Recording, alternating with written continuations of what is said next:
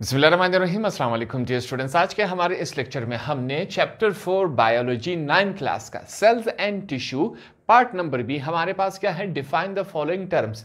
एक नया टर्म लफ्ज आया है हमारे पास, क्या है, स्ट्रोमा।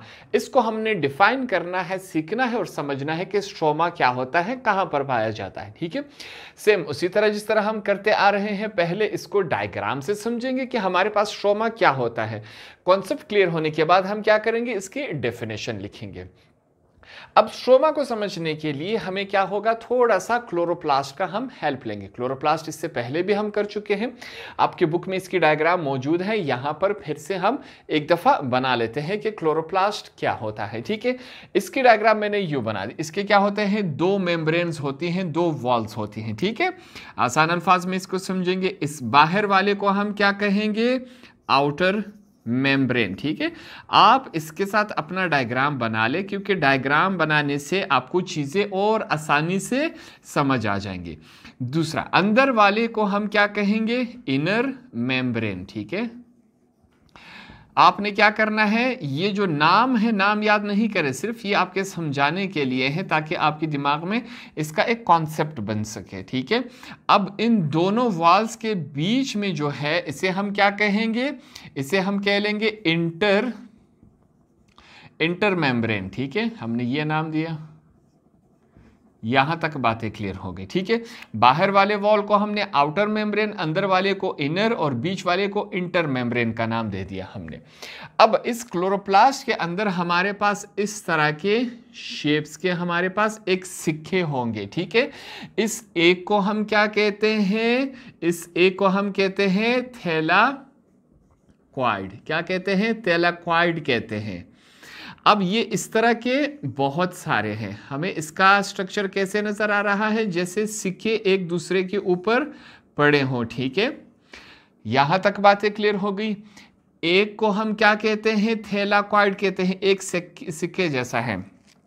अगर हम इन तमाम को नाम दे कि ये जो तमाम सिक्के एक दूसरे के ऊपर पड़े हैं, इनको क्या कहा जाएगा, इनको कहा जाएगा ग्रेनम। क्या कहा जाएगा, ग्रेनम कहते हैं। यहां तक बातें क्लियर हो गई। अब ये जो ग्रेनम है वो एक से ज्यादा है। यहां पर दूसरा ग्रेनम मैं यहां पर बना लेता हूं। ठीक है, ये हमारे पास क्या है, क्लोरोप्लास्ट। क्लोरोप्लास्ट कहां मौजूद होता है, प्लांट सेल्स में मौजूद होता है, याद रखिए। ठीक है, एनिमल्स में मौजूद ये नहीं होता, प्लांट सेल की तरफ हम गए हैं। अब ये दूसरा क्या हो, एक को हम क्या कहते हैं, थैलाक्वाइड। इस पूरे को हम क्या कहते हैं, ग्रेनम कहते हैं। ये एक ग्रेनम हुआ, ये दूसरा ग्रेनम। अब एक से ज्यादा ग्रेनम्स हो तो उसे हम ग्रेना कहते हैं। ठीक है, यहां तक बातें क्लियर हो गई। अब ये जो है हमारे पास क्लोरोप्लास्ट का अंदर वाला स्ट्रक्चर हम पढ़ रहे हैं।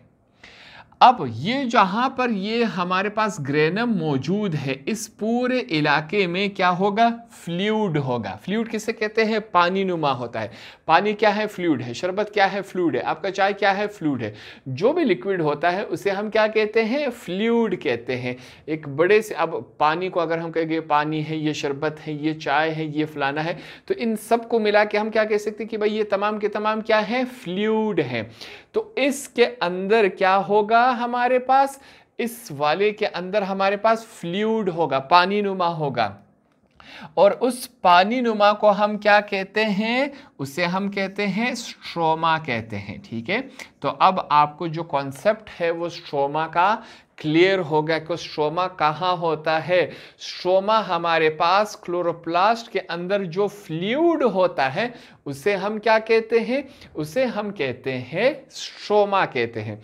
अब ये जो स्ट्रोमा होता है वो कलरलेस होता है, इसका कोई कलर नहीं होता। जिस तरह पानी का कोई कलर नहीं है, सेम इसी तरह हमारे पास स्ट्रोमा का कोई कलर नहीं है। क्लोरोप्लास्ट आपके बुक में भी इसकी हमारे पास डायग्राम मौजूद है, उसको चेक कर ले, आपको पिक्चर और ज्यादा क्लियर हो जाएगी। तो अब हमें स्ट्रोमा का समझ आ गया कि स्ट्रोमा कहाँ होता है, ये क्लोरोप्लास्ट के अंदर होता है। अब जाएंगे हम अपने डेफिनेशन की तरफ। तो हम डेफिनेशन में क्या लिखेंगे? The cavity of chloroplast is filled with a liquid material called stroma. यहां पर हमारे पास लफ्ज क्या आया है? कैविटी। कैविटी से आपने घबराना नहीं है। ये जो खाली जगह है इसे क्या कहते हैं? कैविटी। जो खाली जगह होगी, ठीक है, जो खाली होगा उसे हम क्या कहेंगे इंग्लिश में? कैविटी। क्लोरोप्लास्ट के अंदर जो खाली जगह है उसमें जो लिक्विड मटेरियल है उसे हम क्या कहते हैं? स्ट्रोमा कहते हैं। यहां पर हमने सीख लिया, क्लोरोप्लास्ट की डायग्राम भी बना दी और उसके खाली एरिया में जो फ्लूइड होता है, जो लिक्विड होता है, उसे हम क्या कहते हैं? स्ट्रोमा। और इसके साथ क्या ऐड कर लेंगे? ये एक कलरलेस होता है, इसमें कोई रंग नहीं होता। जिस तरह हमारे पास पानी का कोई रंग नहीं है, सेम इसी तरह स्ट्रोमा का भी कोई रंग नहीं होता। तो ये हमने स्ट्रोमा का कॉन्सेप्ट आसान अल्फाज में क्लियर कर लिया। अब इससे ज़्यादा इस टॉपिक में हम नहीं सीखेंगे। 9 क्लास की हद तक, आपकी बुक की हद तक आपको यही पढ़ा गया है। होप आपको ये आसानी से समझ आ गया होगा।